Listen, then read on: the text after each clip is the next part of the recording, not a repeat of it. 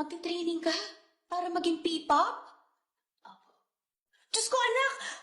Ibig sabihin, magiging K-pop idol ka katulad ng mga pinapanood natin? Anak, ito na yun! Ito na yun! Ito na yung pangarap natin! Di ba matutupad na, anak?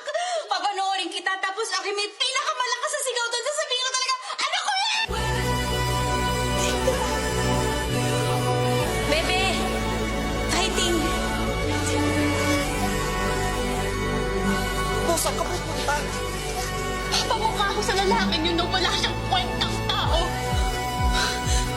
Ni minsan ba humingi ng tulong sa kanya si Mami?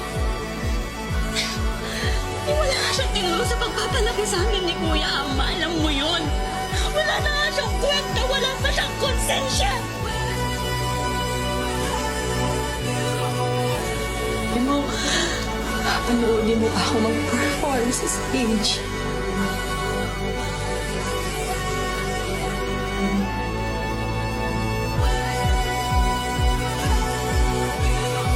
Alam mo ako, kapag nakikita kita, nasa stage, sumasayaw, nagpe-perform, nakikita ko na nag-iiba ka.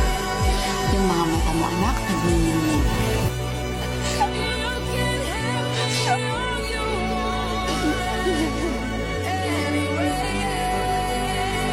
Ayun yung sabi ni Mami.